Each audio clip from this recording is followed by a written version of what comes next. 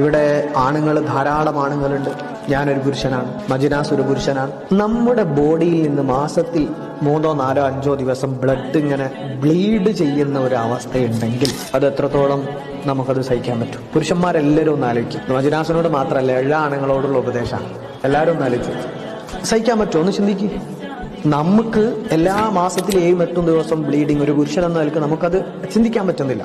നമ്മുടെ വീട്ടിൽ നമ്മുടെ ഭാര്യ, നമ്മുടെ മക്കൾ, നമ്മുടെ പെൺകുട്ടികൾ, നമ്മുടെ പെങ്ങൾ ഇത് അനുഭവിക്കുന്നുണ്ട്. മാസത്തിൽ 7-8 ദിവസം അവർക്ക് ഈ കഥ പറയാനുണ്ട്. മജിനാസിന്റെ ജീവിതത്തിലേക്ക് വരുന്ന പെൺകുട്ടിക്കും ഈ കഥ പറയാനുണ്ടാകും. ആ സമയത്ത് മെൻസസ് ഇല്ലാത്ത സമയത്തുള്ളൊരു മൂഡോ മൈൻഡോ ആയിരിക്കില്ല. ബ്ലീഡിങ് സംഭവിക്കുന്ന സമയത്ത് അവളുടെ മാനസിക നിലയെ കൂടി അത് ബാധിക്കും, ശാരീരികമായിട്ടുള്ള പ്രോസസ്സ് മാത്രമല്ല. അപ്പോൾ മാസത്തിൽ 8-9 ദിവസം അല്ലെങ്കിൽ 7 ദിവസമൊക്കെ അവള് സാധാരണ പോലെയുള്ള ഒരു മെന്റാലിറ്റി പോലെയല്ല, അതിന് മുമ്പുള്ള അവസ്ഥയായിരിക്കില്ല ആ സമയത്ത്. ഈ ഒരു സംഗതി ബോധമുള്ള ഒരു പുരുഷനാണെങ്കിൽ, എൻ്റെ വൈഫിന് ഇങ്ങനെ ഒരു ഇഷ്യൂസ് ഉണ്ട്, ഞാനത് അണ്ടർസ്റ്റാൻഡ് ചെയ്യണം, ഞാൻ ഹെൽപ്പ് ചെയ്യണം, ഞാൻ കൂടെ നിൽക്കണം, ഞാൻ ഇങ്ങനെ ഒരു തരം ഒരു ദേഷ്യക്കാരനായി വീട്ടിൽ ഇങ്ങനെ വാണരുളാൻ പാടില്ല. ഇതിനെയാണ് അണ്ടർസ്റ്റാൻഡിങ് എന്ന് പറയുന്നത്. ഈ അണ്ടർസ്റ്റാൻഡിങ് ഉണ്ടെങ്കിൽ സ്വാഭാവികമായിട്ട് എന്ത് ചെയ്യാൻ പറ്റും? കെയർ ചെയ്യാൻ പറ്റും, ഹെൽപ്പ് ചെയ്യാൻ പറ്റും.